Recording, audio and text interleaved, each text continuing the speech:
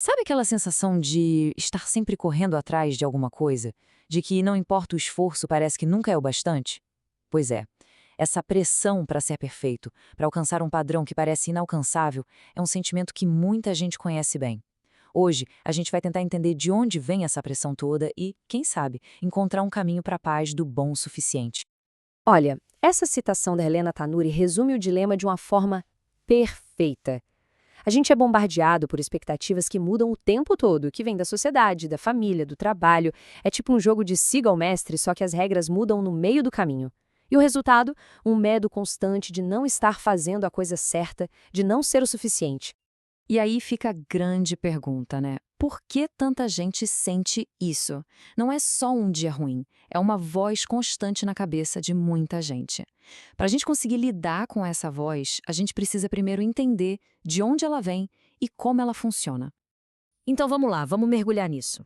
Para começar, vamos dar um nome para essa voz, para esse crítico que mora dentro da gente. A psicologia chama isso de perfeccionismo. Mas o que isso quer dizer na prática, no dia a dia? Perfeccionismo não é só querer fazer um bom trabalho, sabe? A palavra-chave aqui é excessivamente. É quando a pessoa se avalia de um jeito super crítico, como se qualquer errinho fosse uma catástrofe. É acreditar que o valor pessoal está amarrado a uma performance impecável, e isso é um peso enorme. E aqui tem um ponto muito interessante.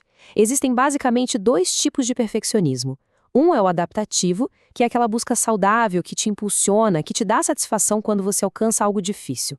Mas o que machuca mesmo, o que gera sofrimento, é o desadaptativo. É essa autocrítica destrutiva que nunca está satisfeita, não importa o que aconteça. E essa pressão pode vir de três direções diferentes. Pode ser auto-orientada, quando a própria pessoa é o seu carrasco. Pode ser socialmente prescrita, quando parece que o mundo inteiro está exigindo perfeição. E pode ser orientada para o outro, quando a pessoa projeta essa exigência em quem está ao redor. Ok, entendemos o problema, mas e agora?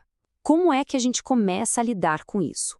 Bom, uma ferramenta muito poderosa vem da psicologia e tem se mostrado super eficaz para muita gente. Olha só esse número. Segundo o pesquisador Daniel Goleman, até 80% do nosso sucesso na vida pode não vir do famoso QI, o quociente de inteligência, mas sim de outra coisa, o nosso quociente emocional. E o que é essa tal de inteligência emocional? Bom, de forma bem simples, é como se fosse uma caixa de ferramentas para a gente lidar com o nosso mundo interior. Em vez de ser levado por essa maré de medo e autocrítica do perfeccionismo, a ideia é aprender a entender e gerenciar essas emoções. E aqui a gente vê o mapa do caminho. Tudo começa com o autoconhecimento, que é perceber o que se está sentindo. Depois vem o controle, que é não deixar essa emoção te dominar.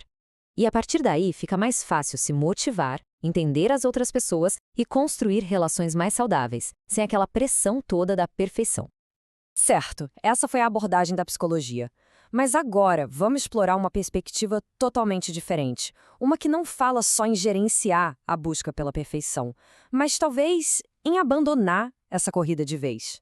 Essa visão, que vem de um contexto espiritual, bíblico, muda completamente a regra do jogo. Ela parte de uma premissa muito simples. Ser imperfeito não é um defeito a ser consertado, é a condição de todo mundo. Se ninguém atinge o padrão, então o objetivo não pode ser esse. E aqui vem o paradoxo. A força, segundo essa visão, não está em ser autossuficiente, em dar conta de tudo. Pelo contrário, ela aparece justamente quando a gente admite a nossa fraqueza, a nossa insuficiência.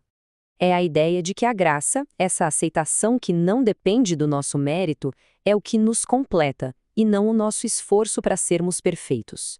Essa frase aqui é um recado direto para o nosso crítico interno. Mesmo quando a nossa própria mente nos acusa, essa perspectiva diz que existe um perdão que é maior que a nossa autocrítica. É como se um juiz superior já tivesse dado o veredito, e ele é de absolvição, não importa o que a gente pense. E no fim das contas, a grande virada de chave é essa. A nossa identidade, o nosso valor, não estaria ligado ao nosso desempenho, aos nossos acertos e erros. Estaria firmado em quem a gente é. E isso, claro, libertaria da necessidade de ficar o tempo todo tentando provar o nosso valor. Então, como é que a gente junta essas duas coisas? De um lado, as ferramentas da psicologia, e do outro, essa aceitação que vem da espiritualidade. Como elas podem trabalhar juntas para a gente encontrar a paz com o bom o suficiente? Esse quadro ajuda a gente a amarrar tudo. Veja só, as duas abordagens podem caminhar juntas. A inteligência emocional nos dá ferramentas para gerenciar a luta interna. Já a perspectiva da graça nos convida a superar essa luta. Uma ajuda a lidar com o sintoma, como a ansiedade, enquanto a outra tenta curar a causa, que é essa crença de que a gente precisa ser perfeito para ter valor. No fim, não existe uma receita de bolo, né? A jornada é muito pessoal.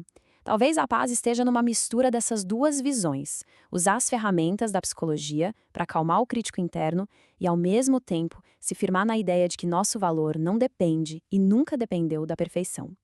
A questão que fica para a gente refletir é essa: onde está a verdadeira paz? Em tentar ser perfeito ou em aceitar que a gente não precisa ser?